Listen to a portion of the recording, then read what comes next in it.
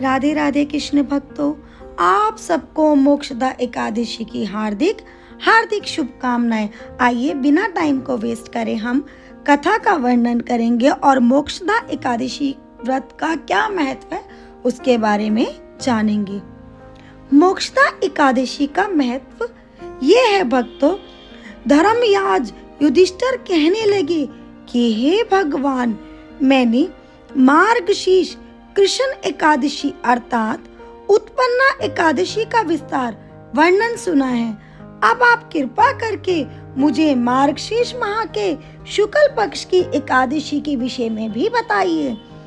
इस एकादशी का क्या नाम है तथा इसके व्रत का क्या विधान है, इसकी विधि क्या है, इसका व्रत करने से किस फल की प्राप्ति होती है, कृपया यह संविधान पूर्वक कहिए।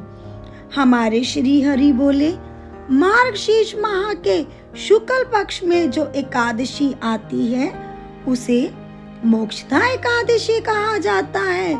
यह व्रत मोक्ष देने वाला है तथा चिंतामणि के समान सब कामनाएं पूर्ण करने वाला है, जिससे आप अपने पूर्वजों के दुखों को खत्म कर सकते हैं। इसका महात्म्य मैं तुमसे कहता हूँ, ध्यान पूर्वक सुनो। मोक्षदा एकादशी व्रत कथा। गोकुल नाम के नगर में वैखानस नामक राजा राज्य करता था। उसके राज्य में चारों वेदों के ज्ञाता ब्राह्मण रहते थे। वह राजा अपनी प्रजा का पुत्रवत पालन करता था। एक बार रात्रि में राजा ने एक स्वप्न देखा कि उसके पिता नरक में हैं। उसे बड़ा आश्चर्य हुआ। प्रातः वह विद्वान ब्राह्मणों के पास गया और अपना स्वप्न उन ब्राह्मणों को सुनाया। कहा, मैंने अपने पिता को नरक में कष्ट उठाते देखा है। उन्होंने मुझसे कहा कि हे पुत्र, मैं नरक में पड़ा हूँ, यहाँ से तुम मुझे मुक्त कराओ। जब से मैंने ये वचन सुने हैं तब से मैं बहुत बेचैन हूँ। चित्त में बड़ी अशांति हो रही है। मुझे इस राज्य, धन, पुत्र, स्त्री, हाथी, घोड़े आदि में कुछ भी सुख नहीं नजर आ रहा। क्या करूँ मैं? राजा ने कहा, हे ब्राह्मण देवताओं, इस दुख के कारण मेरा सारा शरीर जल रहा है।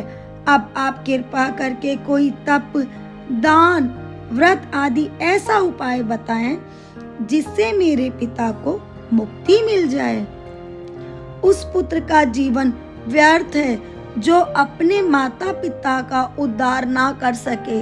एक उत्तम पुत्र जो अपने माता पिता तथा पूर्वजों का उद्धार करता है, वह 1000 मूर्ख पुत्रों से अच्छा है। जैसे एक चंद्रमा सारे जगत में प्रवेश कर देता है परंतु हजारों तारे नहीं कर सकते।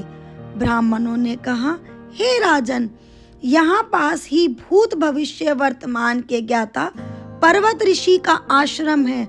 आपकी समस्या का हल वे जरूर करेंगे। ऐसा सुनकर राजा मुनि के आश्रम पर गए। उस आश्रम में अनेक शांतचित्त योगी और मुनि तपस्या कर रहे थे। उसी जगह पर्वत मुनि बैठे थे। राजा ने मुनि को साष्टांग दंडवत किया। मुनि ने राजा से सांगोपांग कुशल पूछी। राजा ने कहा कि महाराज, आपकी कृपा से मेरे राज्य में सब कुशल है, लेकिन अकस्मात मेरे चित्त में अत्यंत अशांति होने लगी है। ऐसा सुनकर पर्वत मुनि ने आंखें बंद की और भूत विचारने लगे। फिर बोले, हे राजन, मेरे योग के बल से तुम्हारे पिता के कुकर्मों को जान लिया है। उन्होंने पूर्व जन्म में काम आतुर होकर एक पत्नी को रति दी, किंतु सौत के कहने पर दूसरी पत्नी को ऋतुदान मांगने पर भी नहीं दिया। उसी पाप कर्म के कारण तुम्हारे पिता को नरक में जाना पड़ा। तब राजा ने कहा, इसका कोई उपाय बताइए। मुनि बोले, हे राजन, आप मार्गशीर्ष एकादशी का उपवास करें और उपवास के पुण्य को अपने पिता को संकल्प कर दें। इसके प्रभाव से आपके पिता अवश्य नरक से मुक्त हो जाएंगे। मुनि के वचन सुनकर राजा महल में आया। मुनि के कहे अनुसार कुटुंब सहित मोक्षदा एकादशी का व्रत किया। इसके उपवास का पुण्य उसने पिता को अर्पण कर दिया। इसके प्रभाव से उसके पिता को मुक्ति मिल गई और वो स्वर्ग में जाते हुए वे पुत्र से कहने लगे, हे पुत्र तेरा कल्याण हो। यह कहकर स्वर्ग चले गए। मार्गशीर्ष मास की शुक्ल पक्ष की मोक्षदा एकादशी का जो व्रत करते हैं उनके समस्त पाप नष्ट हो जाते हैं। इस व्रत से बढ़कर मोक्ष देने वाला कोई और व्रत नहीं है। इस दिन गीता जयंती मनाई जाती है। साथ ही यह धनु मास की एकादशी कहलाती है। अतः इस एकादशी का महत्व कई गुना है और भी बढ़ जाता है। इस दिन से गीता पाठ का अनुष्ठान प्रारंभ करें तथा प्रतिदिन थोड़ी देर गीता अवश्य पढ़ें। जय जय श्री राधे। कुंज बिहारी श्री हरदास। विट्ठल विपुल बिहारिंदास। बोलो वृंदावन बिहारी लाल की जय।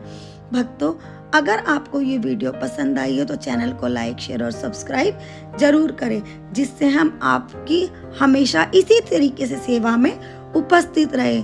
और भक्तों, हमारे चैनल के माध्यम से श्री बांके बिहारी जी के दर्शन, वृंदावन धाम के दर्शन, राधा रानी के दर्शन कराए जाते हैं। और एकादशी के दिन भगवत गीता का पाठ पढ़ना और सुनना अत्यधिक महत्वपूर्ण है। तो मैंने अपने चैनल पे भगवत गीता का पाठ भी अपलोड कर दिया है, तो आप लोग उसका भी श्रवण कर सकते हैं। मेरे बांके बिहारी आप सब पर, हम सब पर कृपा बरसाए रखें और आपकी हर मनोकामना को पूर्ण करें, आपके सभी कष्टों को खत्म कर दे। राधे राधे। कुंज बिहारी श्री हरदास। जय जय श्री राधे।